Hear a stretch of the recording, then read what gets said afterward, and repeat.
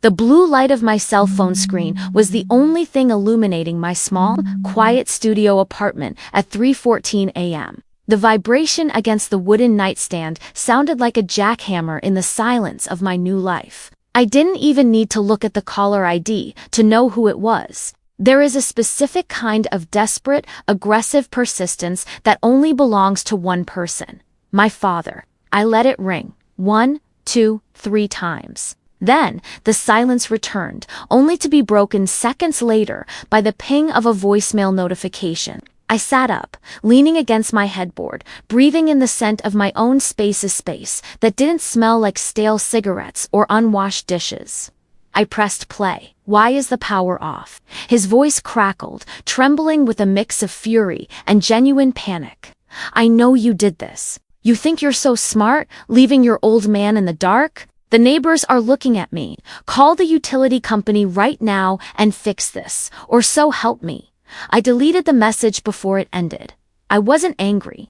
For the first time in 23 years, I felt nothing, just a cold, crystalline clarity. You see, most people think independence is a slow gradual move toward freedom. But for me, independence was born in a single explosion. It was forged in a kitchen at 11 p.m. Amidst the smell of burnt coffee and the sound of someone I loved telling me I was worthless unless I was paying for his lifestyle. They say blood is thicker than water, but they forget that you can drown in blood just as easily. For 2 years, I was the ghost in my own home. I was the silent engine that kept a house running, while the man who raised me decided that retirement started the day I got my first paycheck. I worked 40 hours a week at a high-stress logistics firm and spent another 20 hours studying for my degree, only to come home to a man who viewed my exhaustion as an insult to his comfort. I was his ATM, I was his maid, I was his punching bag for every frustration he had with a world he refused to participate in. And the worst part, I convinced myself that this was honor.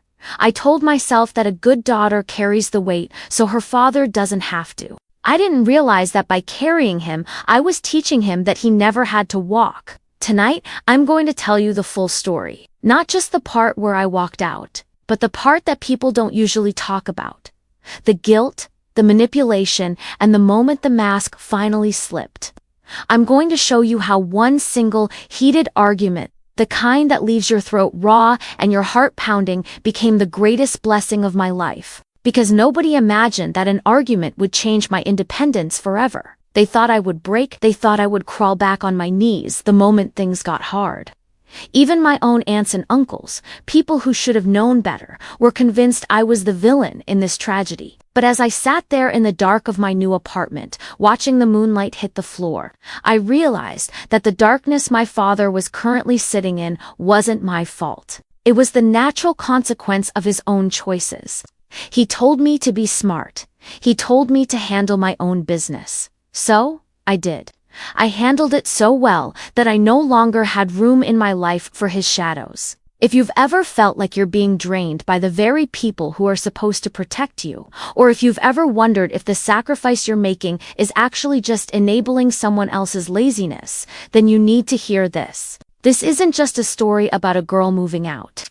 It's a manual on how to reclaim your soul from a house that's trying to eat it. Before we get to the night the lights went out for him, we have to go back to the beginning.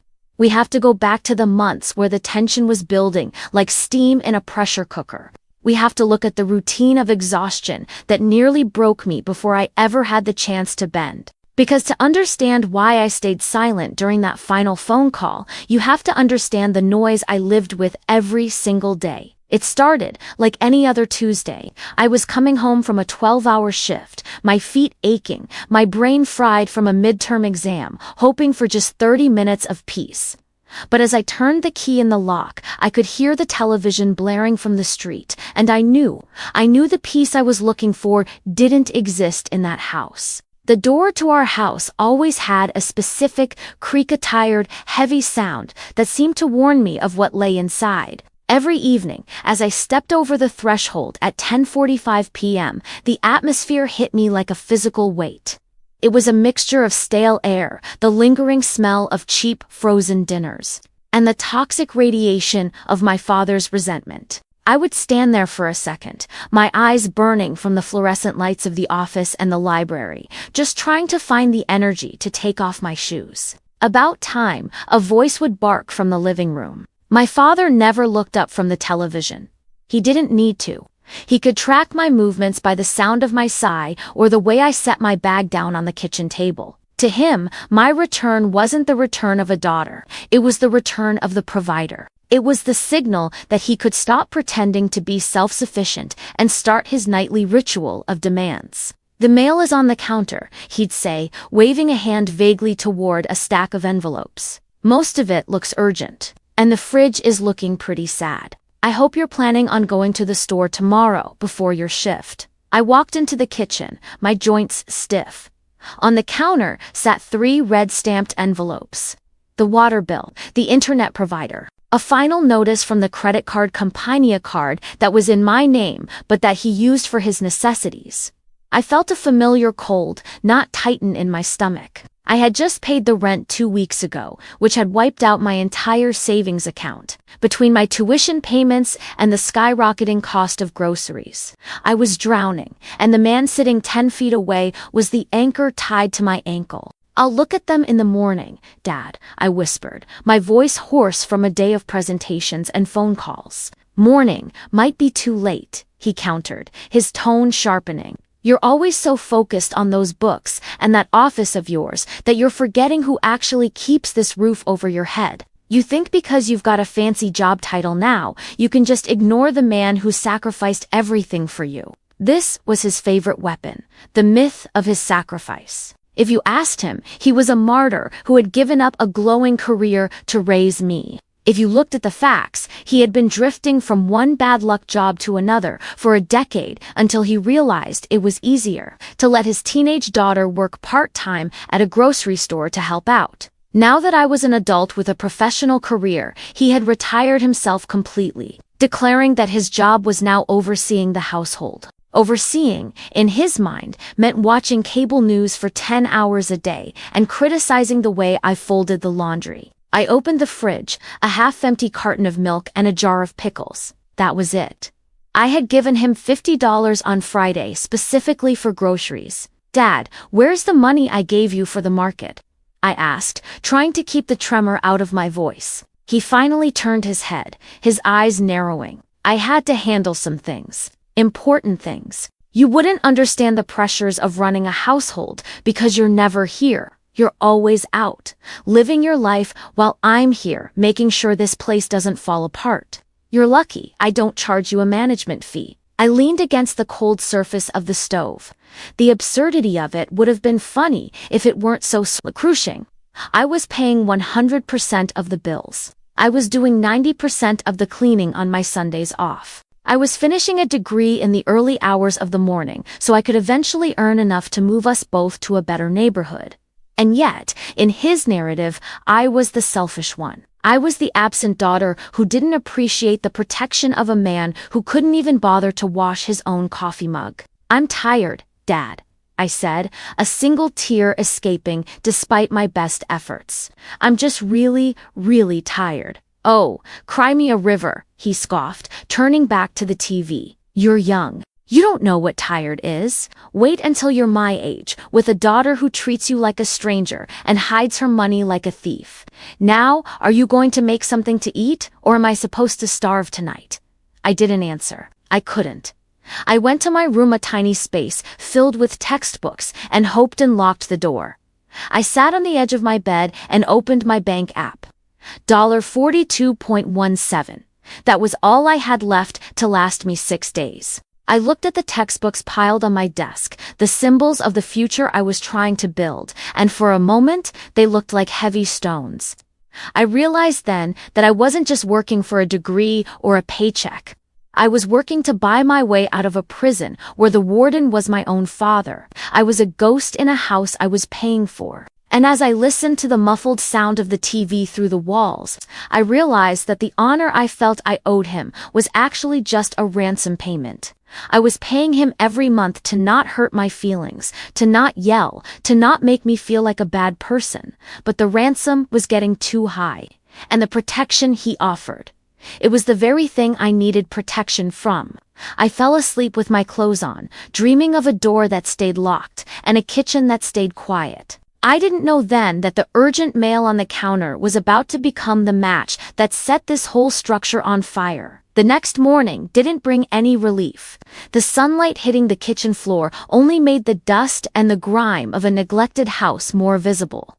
My father was already at the table, a cup of coffee in his hand, coffee I had bought, made with water from a system I paid for, in a mug I had washed. He was staring at the red envelopes again, his face set in a mask of calculated disappointment. "We need to talk about your attitude," he started, before I could even grab my keys. "Last night, you were disrespectful. You questioned me about the money. Do you have any idea how much it hurts a father's heart to be treated like a beggar in his own home?" "I wasn't treating you like a beggar, Dad. I was asking where the grocery money went, because the fridge is empty," I said, trying to stay calm. My heart was already racing.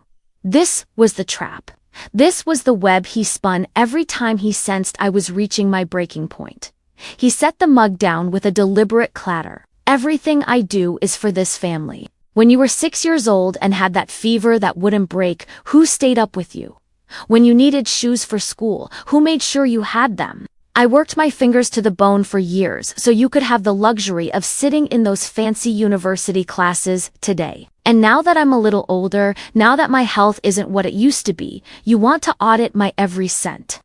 This was his greatest hits album of guilt. He would reach back 10, 15, 20 years to pull out a single act of basic parenting and weaponize it against me. In his mind, providing for a child was a loan with an infinite interest rate. I was never going to be even with him. "Dad, your health is fine. The doctor said you're fit to work months ago," I countered, though I knew it was useless. "Doctors," he scoffed, waving a hand dismissively. "They don't know the toll of a lifetime of labor. My back is ruined because I spent years carrying the weight of your future.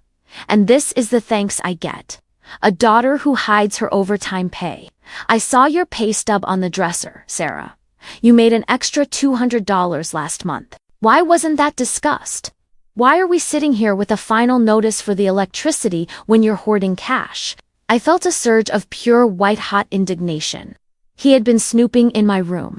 He had gone through my personal papers while I was at the library, looking for more to take. "That money was for my textbooks, Dad, and for my graduation fees. I'm graduating in 4 months. Don't you care about that? Don't you want to see me cross that stage?"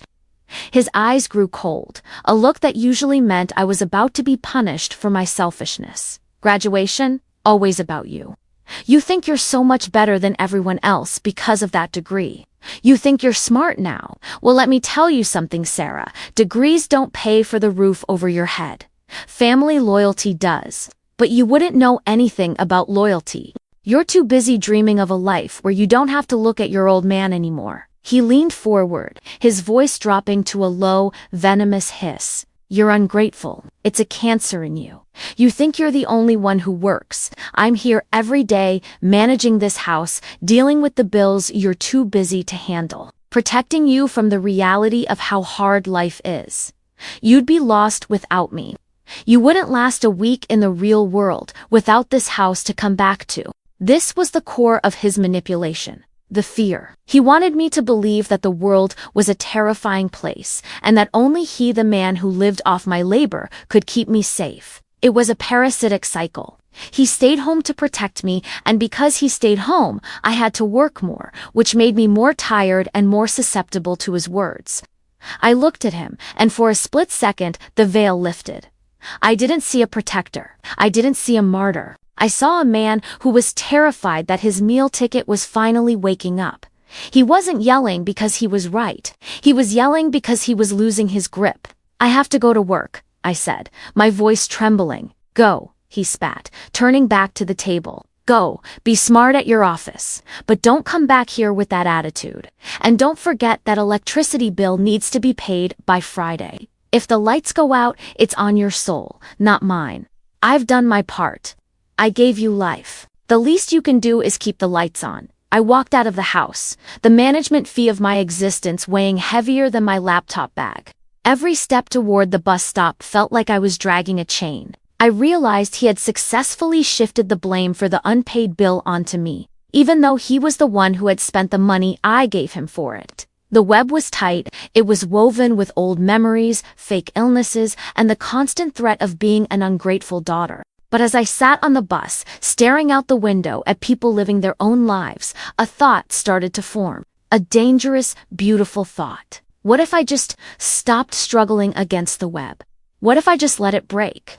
I didn't know it yet, but the smart daughter he despised was about to make a decision that would leave him in exactly the situation he claimed to be protecting me from, the real world. The air in the house that Friday evening felt charged, like the moments before a devastating thunderstorm. I had spent the entire day at work with a pounding headache, calculating numbers in my head over and over. No matter how I crunched them, the math stayed the same. I was working 60 hours a week, and I was still broke because I was supporting a grown man who treated my bank account like a vending machine. I walked into the kitchen, carrying a small bag of basic groceries: bread, eggs, some pasta. I had used my last $20. Did you pay it? My father didn't even say hello. He was standing by the refrigerator, his arms crossed over his chest. His face was red, a sign that he'd been stewing in his own manufactured anger all day. Pay what, Dad? I asked, though I knew. The electricity, Sarah. Don't play stupid with me. I checked the portal, it still says past due. They sent a technician to the neighborhood today. I saw the van. Do you want us to sit in the dark like animals? Is that your plan? To humiliate me? I set the groceries down on the counter with a heavy thud. I gave you $200 for that bill last week, Dad. $200. I skipped 3 meals this week to make sure you had that cash in your hand. Where is it? He flinched, but only for a second. Then, the classic redirection began. I told you there were expenses. The water heater needed a part, and I had to take care of some personal matters. You think you're the only one with needs. You're so selfish, Sarah. You see your father struggling to keep this place together, and you cross-examine me over a few measly dollars. A few measly dollars. I finally snapped. The dam broke. That was the electricity money, and the water heater is fine. Dad, I checked it. You're lying to me. You've been lying to me for months. You're taking my tuition money, my food money, and you're throwing it away while I work myself into the ground. The silence that followed was terrifying. My father walked toward me, his shadow stretching across the kitchen floor. He didn't use physical violence. He didn't need to. His weapon was always his voice, a booming, condescending roar designed to make me feel small. How dare you, he hissed. In my house, under my roof. You're going to stand there, after everything I've given you, and call me a liar. You've got a little bit of education and a little paycheck, and suddenly you think you're the boss. You're nothing, Sarah. You're a little girl who would be lost in the gutter if it weren't for me. I'm the one paying for the gutter, Dad. I'm the one paying for the roof. I'm the one paying for the very shoes on your feet. I was screaming now, tears of pure rage streaming down my face. I'm not a child anymore. I'm a woman who is tired of being your servant. He laughed, then a cold, mocking sound that chilled my bones. A woman, please. You're a guest in my home. And if you're so miserable, if you're so oppressed by your own father, then why are you still here? Why don't you go be smart somewhere else? He stepped closer, pointing a finger directly at my face. If you're so independent, if you're so much better than me, then go, pay your own bills. Find your own apartment, deal with the world without me to protect you. But let me tell you something, if you walk out that door tonight, don't you dare come back when you realize you can't hack it. Because the second you leave, you're dead to me. He thought he was winning. He thought he was calling a bluff. For 23 years, that threat had kept me in line. The fear of being dead to my only living parent was the chain that held me to that house. But as I looked at him, really looked at him, I didn't see a father. I saw a parasite who was trying to scare his host into staying. Fine, I said. My voice was suddenly, eerily calm. Fine, what? He sneered. Fine, I'll go. The sneer faltered. Don't be ridiculous. You don't have anywhere to go. You don't even have a suitcase packed. I don't need a suitcase, I said, walking past him toward my bedroom. I've been carrying everything on my back for years. Leaving a few clothes behind is the lightest I've felt in a long time. I grabbed my backpack, I shoved my laptop, my textbooks, my birth certificate, and 3 changes of clothes into it. My hands were shaking, but not from fear, from adrenaline. I walked back into the kitchen where he was standing, now looking slightly bewildered. "You're being dramatic," he said, his voice losing its edge. "Sit down, make dinner. We'll talk about this when you've calmed down." "No, Dad, you were right," I said, reaching into my pocket and pulling out my house key. I set it on the counter next to the bread I had just bought. "You told me to be smart. You told me to pay my own bills. So that's exactly what I'm going to do. My own bills. Starting tonight, I am responsible for Sarah, and only Sarah. You won't last a week," he shouted as I headed for the front door. "You'll be calling me by Monday. You hear me? Don't think you can just come back. You're making a mistake you'll regret for the rest of your life." I didn't look back. I opened the door and stepped out into the cool night air. The sound of the door clicking shut behind me was the most beautiful thing I had ever heard. I had exactly $82 in my pocket and a backpack full of books. I had no idea where I was going to sleep, but as I walked down the driveway, I realized something for the first time. The weight was gone. For years, I thought the house was protecting me from the world, but as I stood on the sidewalk looking at the stars, I realized the house was just a cage, and the world was finally open. I pulled out my phone and called a friend from the university. "Hey," I said, my voice steady. "Can I crash on your couch for a few days?" I finally did it. "I'm out." As I walked toward the bus stop, I felt a strange sense of irony. My father wanted me to pay a price for my disrespect. He wanted to punish me with independence. He had no idea that he had just handed me the one thing I wanted most in the world. He stayed in that house, likely expecting me to return in tears within the hour. He didn't realize that when I turned that corner, I wasn't just leaving a building. I was leaving a version of myself that didn't exist anymore. But the story doesn't end with me walking away, because while I was learning how to breathe, my father was about to learn how to survive, and he was going to start by trying to turn everyone we knew against me. The first few days of freedom were a blur of adrenaline and exhaustion. I was sleeping on a cramped sofa in my friend's studio, my back aching every morning, but I woke up with a smile. For the first time, I didn't have to brace myself for a shout or a demand. I would spend my mornings at a local library, applying for extra shifts and looking for a permanent room to rent. I felt light. I felt capable. But then, the messages started. It began with a text from my Aunt Martha, my father's older sister. "Sarah, how could you? Leaving your father in that condition. We thought you were a good girl." I stared at the screen, confused. "What condition, Aunt Martha?" "He's fine. He told me to leave," I replied. The response was instant and brutal. "He told us you stole his emergency savings and left him without food or medicine. He's heartbroken, Sarah. He says he's been sick for weeks, and you just turned your back on him because you wanted to live your own life. Have you no shame?" I felt the blood drain from my face.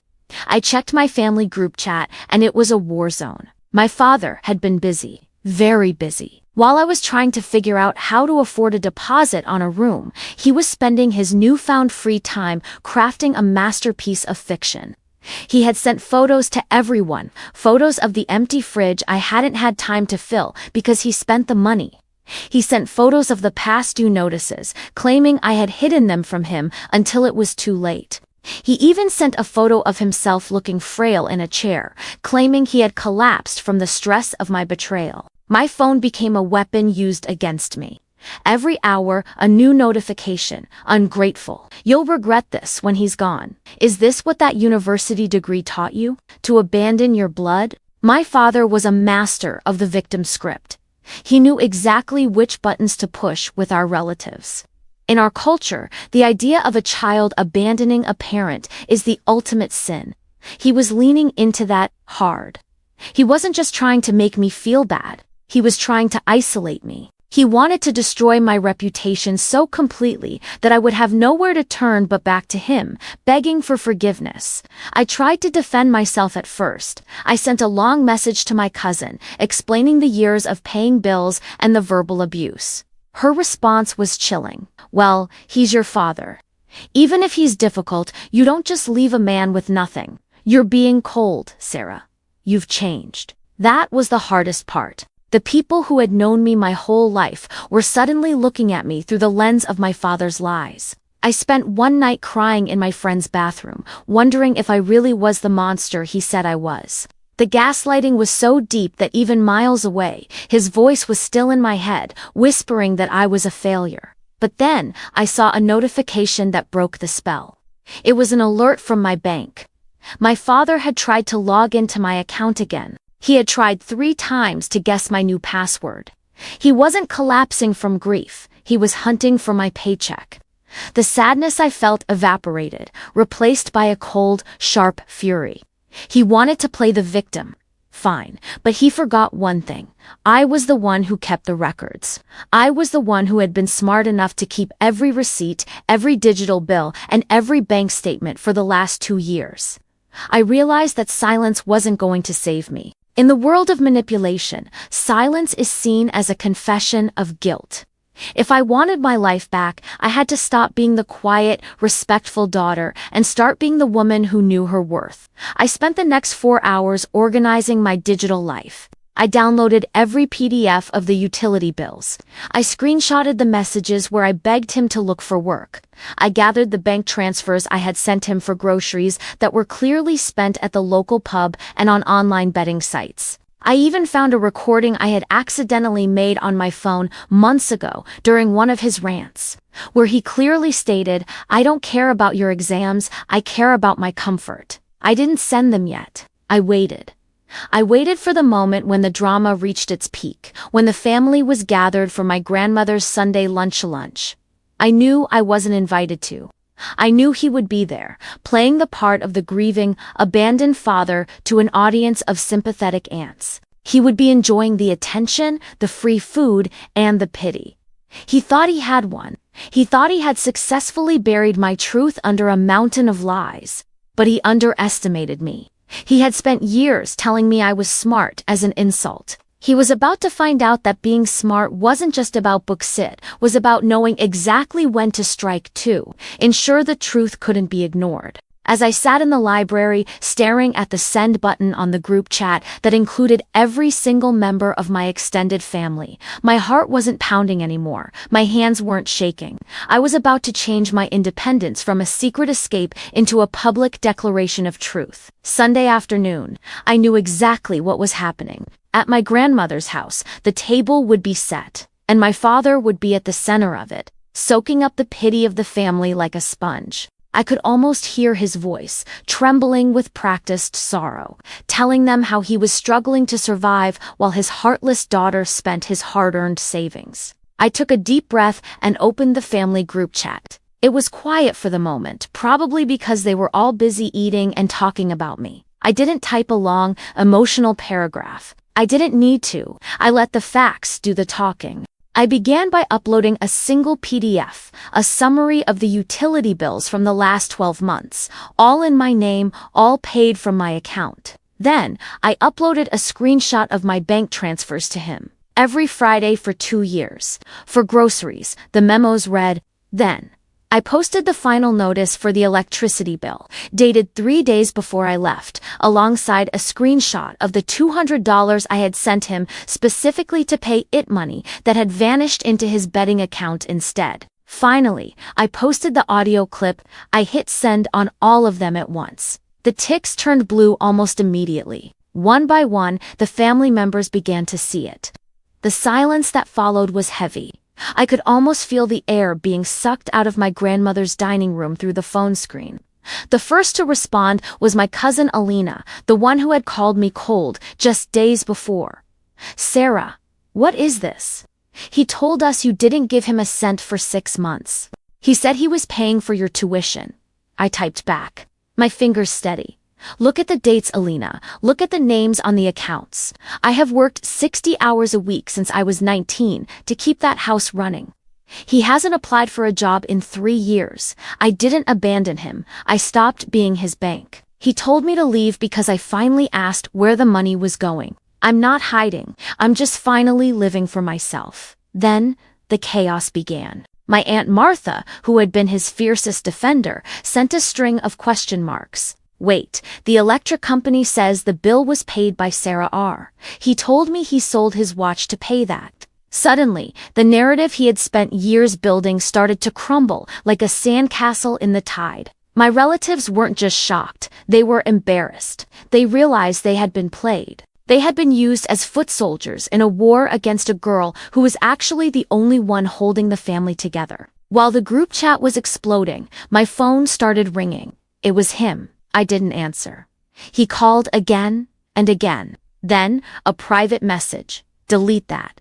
You're humiliating me. How could you do this to your own father? You've destroyed everything. I realized then that he wasn't sorry for what he had done. He was sorry that he could no longer do it in secret. He was a man who lived by his reputation, and I had just stripped him naked in front of everyone he cared about. But the real turn happened about an hour later. My Aunt Martha called me. Her voice was different, no more judgment, just a quiet, heavy shame. Sarah, she said softly, we just finished lunch. Your father. He tried to deny it at first. He started yelling, saying you faked the documents. But when your Uncle Leo asked to see his bank app to prove you wrong, he turned white and walked out. He left the house without saying a word. I'm sorry it had to be this way, Aunt Martha, I said. No, she interrupted. We are the ones who are sorry. We should have seen it. We should have wondered how a man without a job was always able to buy the things he wanted. We let you carry that weight alone, and then we blamed you for being tired. You're not a monster, Sarah. You're the strongest person I know. That was the moment the last of the guilt evaporated. I didn't need their apology to know I was right, but hearing it felt like a heavy door finally closing behind me. I wasn't the ungrateful daughter anymore. I was a survivor of a trap that had been set long before I was even born. But as the family began to pull their support from him, my father found himself in a position he had never faced in his entire life. He was truly, completely alone with his choices. And 30 days later, the smart daughter he tried to break was about to receive the one phone call that would settle the score forever. The house was about to go dark, and this time, I wasn't going to be the one to turn the lights back on. 30 days. It's amazing how much the world can change in just 1 month. For me, those 30 days were a revelation. Without the constant drain on my finances and my spirit, I felt like a plant that had finally been moved into the sun. I had moved into a small, clean room closer to my university. It wasn't a palace, but it was mine. I had a budget, I had a savings plan, and for the first time in years, I had a full night's sleep every single night. But back at the old house, the clock was ticking. The house of cards my father had lived in for years was built on the foundation of my labor. And without that foundation, it didn't take long for the walls to start shaking. My relatives, now aware of the truth, had stopped sending him emergency cash. They had stopped bringing him groceries. They had realized that any help they gave him was simply enabling a lifestyle he refused to earn. The first sign of the collapse came on a Tuesday afternoon. My phone buzzed. It was a text from a neighbor back on the old street. Hey Sarah, hope you're doing well. Just wanted to let you know. The utility van was at your old place today. They were up on the pole for a while. Everything okay? I knew exactly what that meant. I had calculated it weeks ago. The final notice I had seen on the counter before I left had reached its deadline. Since I had officially removed my name from the utility contracts the day after I moved out, the company had sent a final bill to the occupant. My father, of course, had ignored it, thinking I was bluffing or that someone else would step in to save him. 2 hours later, the calls started. I didn't answer the first 5. I was at work, finishing a report, and I refused to let his chaos bleed into my professional life anymore. But then, a series of frantic texts flooded my screen. Sarah, the power is off. Everything is dark. The food in the fridge is going to spoil. Call them right now.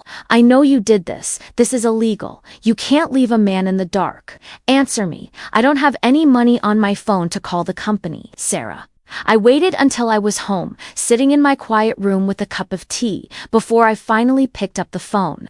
I called the house landline. It rang twice before he picked up, his voice a ragged mix of anger and genuine fear. Finally, he screamed, "Why is the power off? What did you do to the account?" "I didn't do anything to the account, Dad," I said, my voice calm and even.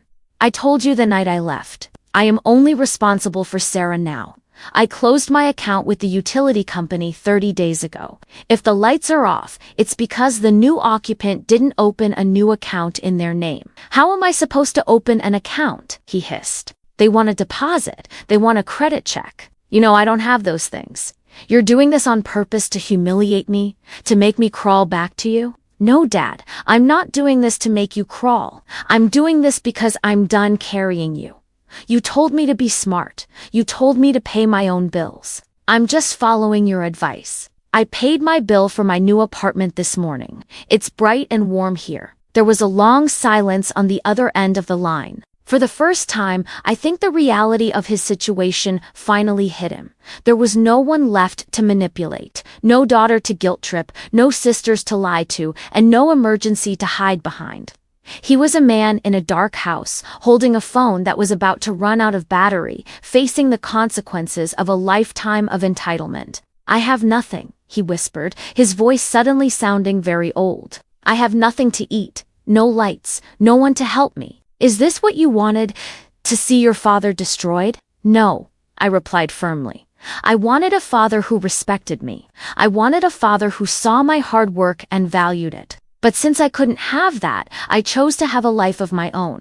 "You're not destroyed, Dad. You're just unemployed. And for the first time, that's your problem to solve, not mine." I hung up. I didn't block him. I didn't need to. The power he held over me wasn't in the phone line.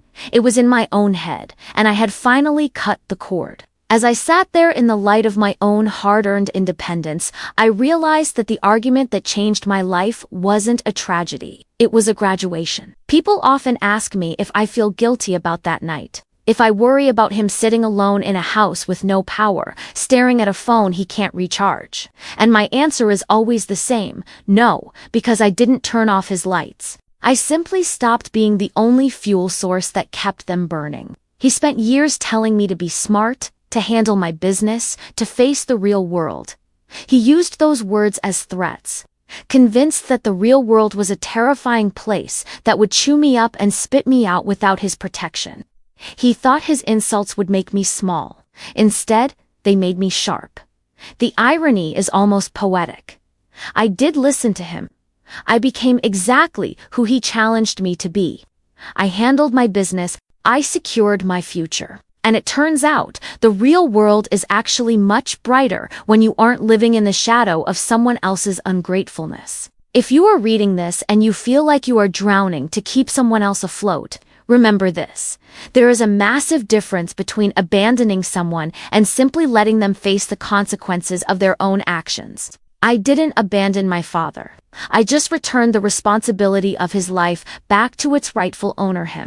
And if he has to sit in the dark to finally see the truth, then let him sit. After all, he told me to pay my own bills. I'm just glad I finally realized that he was the most expensive bill I ever had to pay. And that account is permanently closed.